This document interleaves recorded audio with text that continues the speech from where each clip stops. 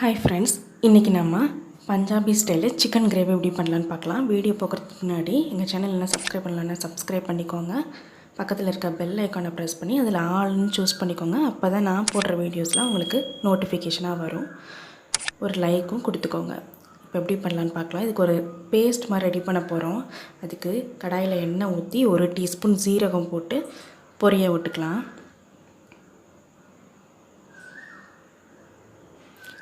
பட்டை, கிராம்பு, ஏலக்காய் இதெல்லாம் போட்டு பொரிய விட்டுக்கோங்க.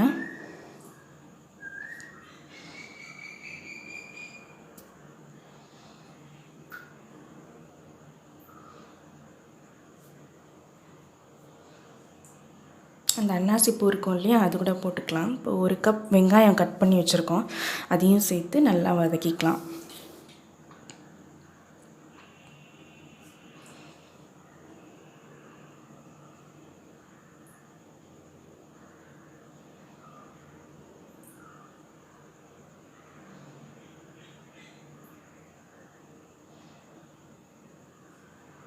லைட் ப்ரௌன் ஆகிற வரைக்கும் வதக்கிக்கோங்க. இப்போ நம்ம வதக்கிறது எல்லாத்தையும் சேர்த்து ஒரு பேஸ்ட் மாதிரி ரெடி பண்ணி வச்சுக்க போகிறோம்.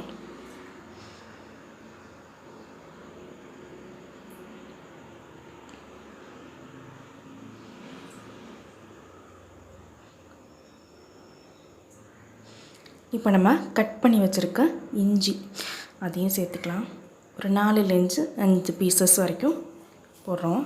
அடுத்து பூண்டு, அதுவும் ஒரு 5-6 பல் எல்லாத்தையும் போட்டு நல்லா வதக்கிக்கோங்க.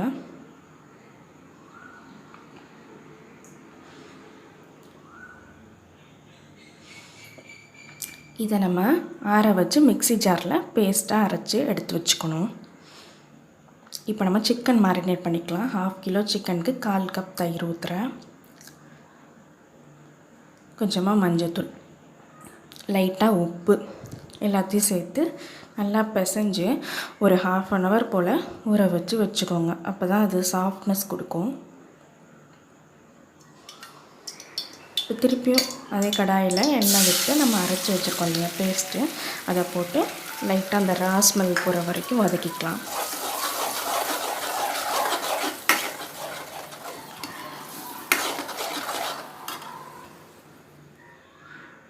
இப்போ 1 கப் போல் தக்காளி கட் பண்ணி வச்சுருக்கேன், நல்லா சின்னதாக கட் பண்ணி வச்சுருக்கேன். அதையும் சேர்த்து நல்லா வதக்கிக்கோங்க. இப்படியும் போல் இல்லைன்னா டொமேட்டோ ப்யூரியாக சேர்க்கலாம். அது வந்து லைட்டாக தக்காளியை வேக வச்சுட்டு மிக்சியில் அடித்து வச்சுக்கணும். அது மாதிரியும் சேர்த்துக்கலாம். இந்த மாதிரி ஃபைனாக சாப் பண்ணியும் சேர்த்துக்கலாம். கரம் மசாலா 1 டீஸ்பூன்,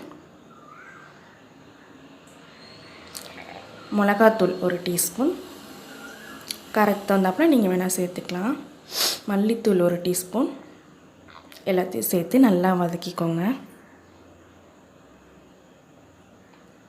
நீங்கள் காஷ்மீரி சில்லி பவுடர் இருந்தால் அதுவும் சேர்த்துக்கலாம், நல்ல கலர் கொடுக்கும்.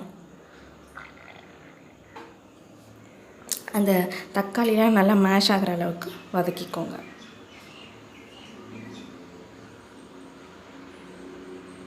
இப்போ தேவையான அளவு உப்பு எல்லாத்தையும் சேர்த்து நல்லா வதக்கிக்கலாம்.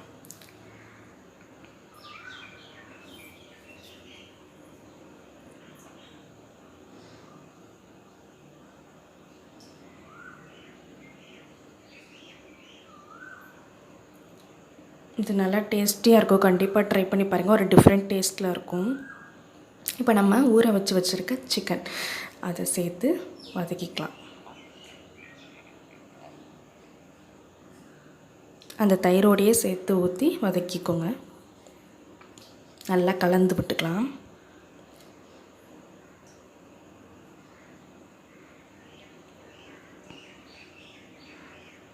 இது சப்பாத்தி, ஃபுல்கா, நான், ரைஸோடலாம் நல்ல சைட் டிஷ்ஷாக இருக்கும்.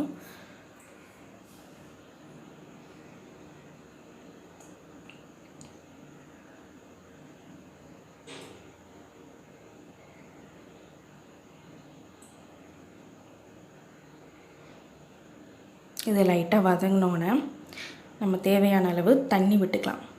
தண்ணி விட்டு நல்லா கலந்து விட்டுக்கோங்க. கலந்துட்டு ஒரு 20 மினிட்ஸ் வரைக்கும் நல்லா குக்காக விட்டுக்கோங்க.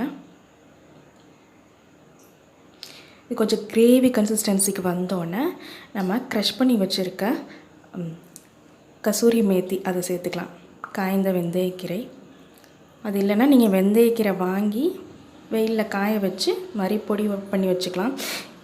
இதுதான் இந்த டிஷ்க்கு தனி ஃப்ளேவர் கொடுக்கும்.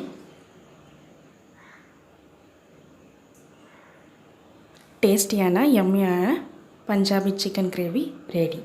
இப்போ நம்ம ஒரு பிளேட்க்கு ட்ரான்ஸ்ஃபர் பண்ணிக்கலாம்.